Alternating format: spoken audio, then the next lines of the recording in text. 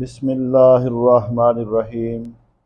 السلام علیکم ورحمۃ اللہ۔ محترم سامعین و ناظرین،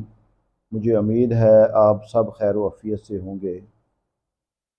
ایک اسلامی بھائی نے بہت ہی اچھا سوال کیا ہے کہ اگر نماز کے دوران جماعت ہو رہی ہو، اگر کسی دوست کے جیب میں موبائل کی بیل بجنا شروع ہو جائے، گھنٹی بجنا شروع ہو جائے، تو وہ اس کو کس طرح بند کرے گا؟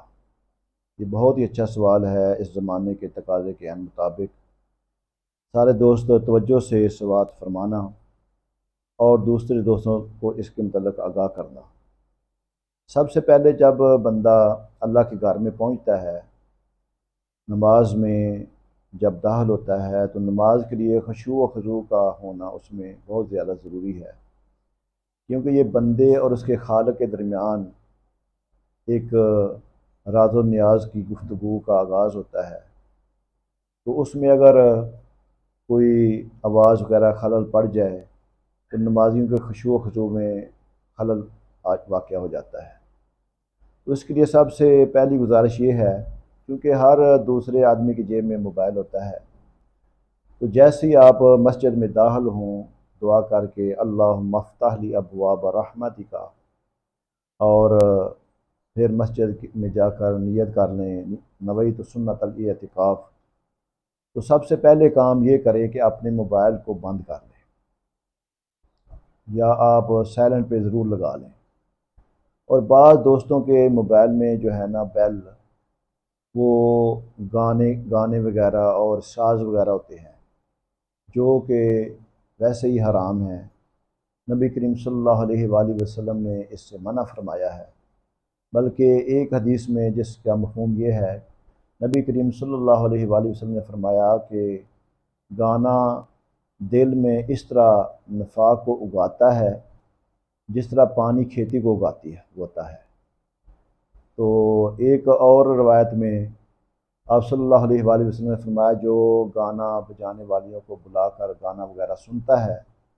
اس کے اوپر اللہ تعالیٰ 2 شیاطین کو مقرر فرما دیتا ہے۔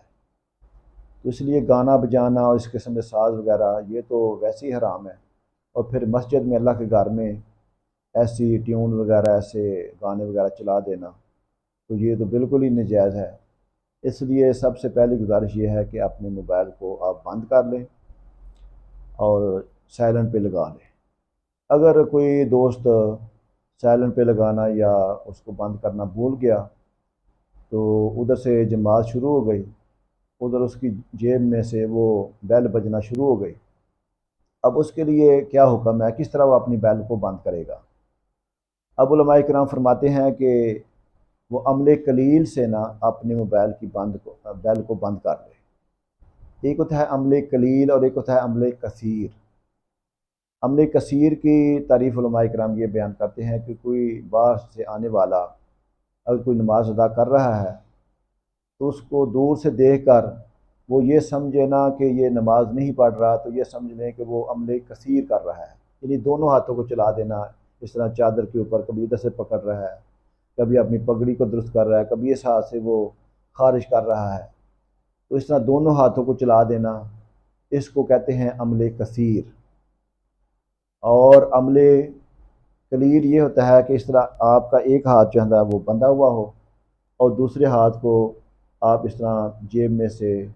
آپ کو اپنے موبائل کے وہ بٹن کا پتہ ہوگا، اس کو ٹٹول کا آہستہ سے اس کو بند کر دیں، عمل قلیل سے نہ اس کی بیل کو بند کر دیں۔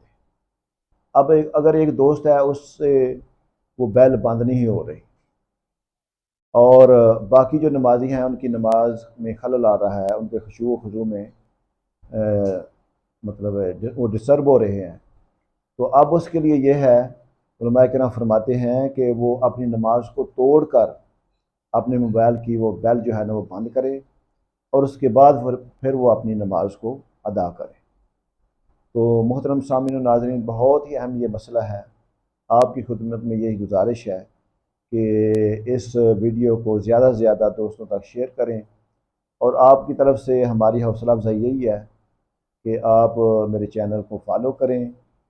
اللہ پاک ہمیں دین اسلام السلام کے احکامات کے مطابق زندگی بسر کرنے کی ہمیں توفیق عطا فرمائے۔ آمین ثم آمین یا رب العالمین۔